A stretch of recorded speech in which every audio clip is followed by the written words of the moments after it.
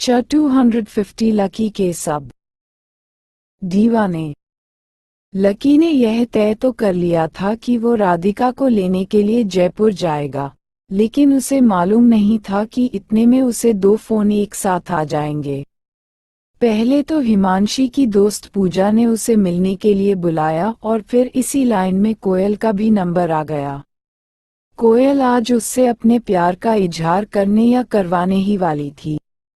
वो अपने साथ एक लंबा आदमी भी लाई थी जो फिल्मी स्टाइल में उसे किडनैप करने वाला था।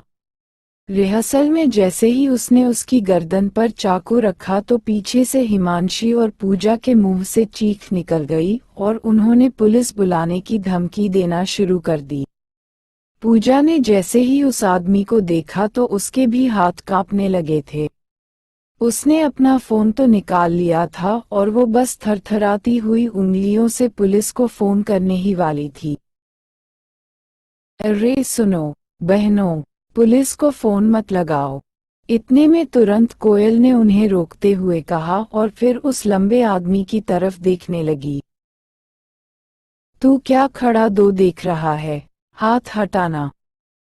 गधे। उस आदमी ने अभी भी अपना हाथ कोयल की गर्दन में ही डाला हुआ था। उसकी बात सुनते ही तुरंत उस आदमी ने अपना हाथ हटा लिया था। कोयल मुस्कुराने लगी और फिर हिमांशी और पूजा के पास भागते हुए आई और बोली, आप इसे गलत समझ रहे हैं। यह कोई गुंडा नहीं है। वो तो बस ऐसे ही मजाक कर रहे थे। कोयल को इस बात का अंदाजा नहीं था कि उसे यहाँ पर लोग मिल सकते थे। कॉलेज में छुट्टियां चालू हो चुकी थी और इसी वजह से उसे लगा था कि यहाँ पर भीड़ नहीं होने वाली थी। ऐसे में कोयल को कोई खेल खेलने का डर भी नहीं था। लेकिन इन दोनों लड़कियों ने उसका खेल बिगाड़ दिया था। मजाक कर रहे थे। यह किस तरह का मजाक था? हिमांशी और कोयल उसकी बात सुनकर थोड़ा सा चौंक गए थे। उन्हें समझ में नहीं आ रहा था कि वो लोग किस तरह के मजाक की बात कर रहे थे। उन्हें तो यह भी समझ में नहीं आ रहा था कि वो आदमी जब यूनिवर्सिटी का लग ही नहीं रहा था तो फिर वो यहाँ इस तालाब के पास इतनी सुबह दो क्या कर रहा था। लेकिन हिमांशी और पूजा को लगा कि वो शायद ज्यादा सोच रही थी। वो कोयल को नहीं जानती थी और इसलिए वो कोयल के मजाक को भी नहीं जानती थी। हिमांशी धीरे से मुस्कुराई और फिर बोली, सॉरी, हमने आपका मजाक खराब कर दिया। आप चाहे तो आगे और मजाक कर सकती है। इतना भर कहने के बाद हिमांशी और पूजा वहां दूर लगी के बेंच पर जाकर बैठ गए थे। कोयल फिर से उस आदमी के पास गई और दोनों उसी चीज की बार दो प्रैक्टिस करने लगे। घड़ी में लगभग 9 बज चुके थे। उसने देखा कि वो दोनों लड़कियां अभी भी बेंच पर ही बैठी हुई थी और वहां से जाने का नाम ही नहीं ले रही थी। अब अगर थोड़ी देर में लकी वहां आ जाता तो उसका तो सारा खेल ही खराब हो जाता। लेकिन यह लड़कियां इस बात को समझने के लिए राजी ही नहीं हो रही थी। कोयल को अब उन दोनों के होने की चिंता खाए जा रही थी। 2-4 मिनट इंतजार करने के बाद में हिमांशी के पास गई और बोली, आप दोनों यहाँ काफी देर से बैठी हुई है, थक नहीं गई? वैसे झील बहुत सुंदर है, आप चाहें तो थोड़ा इधर उधर वॉक करके देख सकती है। उधर चाय नाश्ते की भी अच्छी दुकानें हैं। नहीं थैंक यू, असल में हम किसी के आने का इंतजार कर रहे हैं। हिमांशी ने भी उसी तरह से मुस्कुराते हुए कहा। कोयल ने अपने मन में कहा कि जो हो रहा था वो ठीक नहीं हो रहा था। उसे कुछ ना कुछ गड़बड़ होने की भनक लग चुकी थी। वो समझ गई थी कि यह दोनों लड़कियां तो यहाँ से हिलने वाली नहीं थी, लेकिन थोड़ी ही देर में इधर लकी भी तो आने वाला था। ऐसे में कोयल को समझ में नहीं आ रहा था कि वो करे तो करे क्या। ठीक तो बहनों, हम थोड़ी देर और इधर रिहर्सल करेंगे, लेकिन अगर कोई आए और उन्हें लगे कि यह सब असली में हो रहा है तो उन्हें लगने देना। मतलब आप अपनी तरफ से उन्हें कुछ बताना मत। कोयल ने फिर से मुस्कुराते हुए उन दोनों से कहा। इसके अलावा अपना राज छुपाने का उसके पास और कोई चारा नहीं था। मैं समझी नहीं, हिमांशी ने कोयल की तरफ कन्फ्यूजन में देखते हुए कहा। अरे, कोयल ने अपने दांत बींचते हुए कहा। अब पानी उसके सिर से ऊपर जाने लगा था। उसे ऐसा लगने लगा था कि अब यह बात इन दोनों को बताए बिना नहीं रहा जा सकता था। इसलिए उसने एक गहरी सांस ली और बोली, देखो मेरी बहनों, बात ऐसी है कि मेरा एक दोस्त है जो अभी थोड़ी देर में यहाँ आने वाला है। वो मुझे काफी पसंद करता है, लेकिन उसकी इतनी हिम्मत नहीं हो पा रही है कि वो मुझे सीधा दो यह बोल सके कि वो मुझे पसंद करता है। इसलिए मैं इस आदमी को अपने साथ लेकर आई हूँ। यह मेरे ऊपर झूठ मूठ का हमला करेगा, फिर यह झूठ मूठ का चाकू मेरी गर्दन पर रखेगा और मेरी गर्दन में से झूठ मूठ का खून बहने लगेगा। इसको ऐसा करते हुए देख मेरे दोस्त को गुस्सा आएगा और वो इसे मारेगा, और उसके बाद हो सकता है कि वो मुझसे यह कह दे कि वो भी मुझसे प्यार करता है। कोयल ने हिमांशी के पास बैठकर पूरी बात उसे शांति से समझाते हुए कहा। अच्छा। उसकी यह बात सुनकर हिमांशी और पूजा दोनों ही चौंक गए थे। इसमें इतना चौंकने वाली कोई बात नहीं है। बस तुम किसी को बोलना मत। देखो बात ऐसी है कि वो लड़का मुझे बहुत पसंद करता है, लेकिन मैं भी उससे कहने की हिम्मत नहीं कर पा रही हूँ कि मैं खुद भी उसे बहुत पसंद करती हूँ। मैं एक लड़की हूँ ना। अगर मैं अपनी तरफ से कन्फेस भी करना चाहूँ तो मुझे काफी अलग माहौल की जरूरत पड़ेगी। ऐसे में, यहाँ, सबके सामने। इसलिए मैंने किसी को बोला कि वो आए और मेरी इस काम में मदद कर दे।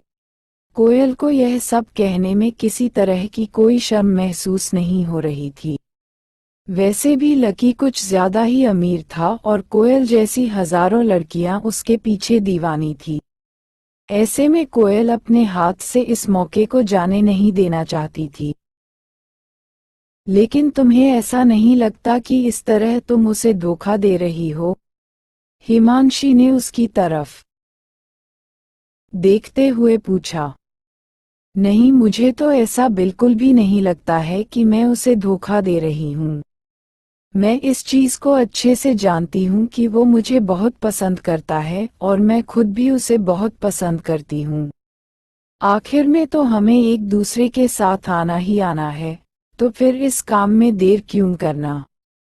जितना जल्दी हो उतना अच्छा। वैसे भी इसमें देर काफी हो चुकी है। अब अगर मैं इस आदमी का इस्तेमाल करके इस खेल को खत्म ही कर देना चाहती हूँ तो इसमें चीटिंग कैसे हुई? कोयल ने थोड़ी देर तक सोचा और फिर कहा। वैसे और एक बात कहूँ, तुम भी काफी सुंदर हो। तुम्हें भी अपने लिए किसी ना किसी को देख लेना चाहिए। कोयल ने हिमांशी का सुंदर सा चेहरा देखते हुए कहा। उसका चेहरा सच में काफी सुंदर था। फिर उसके पहनावे और रहन सहन से ऐसा भी लग रहा था कि वो काफी अमीर थी। इसलिए उसके ऊपर भी कोई भी लड़का फिदा हो सकता था। जैसे ही हिमांशी ने कोयल के मुंह से यह बात सुनी तो वो थोड़ा सा चौंक गई और एक पल के लिए उसका दिमाग ही पटरी पर से उतर गया। ऐसा कोई पहले से ही था जिसे वो काफी पसंद करती थी, लेकिन उसके परिवार में और उसकी पसंद के परिवार में जमीन आसमान का अंतर था। ना वो उस अंतर को पाट सकती थी और ना ही उसकी पसंद उसकी इसमें कुछ मदद कर सकता था। अरे हाँ हाँ, इसे भी बहुत लोग अच्छे लगते हैं और यह तो बहुत सारों को अच्छी लगती है। वैसे इसे भी एक लड़का पसंद है जो काफी अमीर है। उसके पास अपनी एक फरारी है और खुद फरारी कंपनी का मालिक ही उसे वो फरारी देने के लिए आया था। लेकिन बात फिर यह भी है कि वो लड़का, जब पूजा ने देखा कि हिमांशी कुछ नहीं कह रही थी तो उसने सोचा कि उसे ही उसकी तरफ से बोलना शुरू कर देना चाहिए था। लेकिन बातों -2 में पूजा से भी रहा नहीं गया और वो थोड़ा आगे निकल गई। फिर जैसे ही उसे इस बात का एहसास हुआ तो उसने अपने आप को रोका और बोली, आज हिमांशी भी यहाँ उसी लड़के से मिलने के लिए आई है। अच्छा, ऐसी बात है। हिमांशी और पूजा के चेहरे को देखकर ना जाने क्यों लेकिन कोयल को यह एहसास होने लगा था कि हिमांशी में और हिमांशी की पसंद में कुछ तो बात ऐसी थी जो गड़बड़ थी। उसने उसका हाथ अपने हाथ में लिया और फिर उसकी लाल आंखों में देखते हुए बोली, हिमांशी, देखो तुम्हारी आंखें कितनी लाल हो गई है। मुझे ऐसा लगता है कि तुम उस इंसान के लिए बहुत बार रोई हो। लेकिन अगर तुमने अपने आप को इससे बचाया नहीं तो तुम बहुत गहरे दुख में चली जाओगी और फिर वहां से बाहर नहीं आ पाओगी। मैं भी तुम्हारी ही जगह पर हूँ। बस हम दोनों में फर्क आंखों का है। लेकिन अगर आज तुमने मेरा साथ नहीं दिया तो मेरी भी आंखों की हालत वैसी ही हो जाएगी जैसी अभी तुम्हारी आंखों की हुई पड़ी है। इसलिए प्लीज वादा करो कि तुम मेरा साथ दोगी। ठीक है। हिमांशी ने भी हाँ कर दी। कोयल ने अपनी बात से उसका दिल छू लिया था और अब वो छू कुछ नहीं कहना चाहती थी। वो जानती थी कि प्यार में कितना दर्द होता है और यह दर्द होते हुए वो किसी और कोई नहीं देखना चाहती थी। Thank you so much. अगर हम दोनों की दोस्ती हो गई तो मैं तुम्हें अपनी तरफ से ढेर सारी शॉपिंग करवाऊंगी। कोयल ने मुस्कुराते हुए कहा, लेकिन हिमांशी ने उसकी इस बात को सुनकर भी अनसुना कर दिया। उसे शॉपिंग करने के लिए कोयल की जरूरत नहीं थी, ना ही उसे अब अपने जीवन में कुछ खरीदने की जरूरत महसूस होती थी। अगर वो आदमी हिमांशी के साथ होता, जिसे वो पसंद करती थी, तो शायद वो जिंदगी भर भी उसके साथ दो जोड़ी कपड़ों में रह सकती थी। क्या बात है यार, तुम्हारा दिल तो बहुत बड़ा है। लगता है कि तुम्हारा बॉयफ्रेंड कोई अमीरज़ादा है। क्या नाम है उसका? जैसे ही कोयल ने पूजा के सामने शॉपिंग का जिक्र किया तो उसके बारे में जानने में पूजा की दिलचस्पी और ज्यादा बढ़ गई और वो उसे देखकर पूछने लगी। कोयल भी उसका सवाल सुनकर शर्मा गई और शर्माते हुए ही बोली, हाँ, तुमने सही पहचाना। वो सच में काफी अमीर है। और मैं तुम लोगों को तो उसका नाम बता ही सकती हूँ। उसका नाम लकी है, कोयल ने कहा। लकी, यह नाम सुनते ही हिमांशी और पूजा का मुंह खुला का खुला ही रह गया था। क्या कहा तुमने लकी? तो मतलब लकी? इससे पहले कि पूजा अपनी तरफ से पूरी बात पूछ पाती, इतने में हिमांशी ने अपने हाथ उसका हाथ पकड़ लिया था और उसे बीच में ही चुप करवा दिया था। क्या क्या कह रही थी तुम? तुम लकी के बारे में कुछ कह रही थी ना? तुम जानती हो क्या लकी को पहले से? कोयल ने शक भरी नजरों से उसे देखते हुए पूछा। नहीं, हम तो उसे नहीं जानते। हिमांशी ने बड़ी मुश्किल से अपने दिल पर पत्थर रखते हुए कहा। उसने सोचा कि अगर वो हाँ कह देती थी तो कोयल आज लकी से मिलती ही नहीं। लेकिन वो खुद भी लकी के सामने उससे पूछना चाहती थी कि कोयल की बात में कितनी सच्चाई थी। वैसे तुम जिस आदमी की बात कर रही हो, वो जल्दी ही तुमसे मिलने के लिए आ रहा है। तुम्हें जाकर फिर से अपनी तैयारी में लग जाना चाहिए, हिमांशी ने आगे कहा।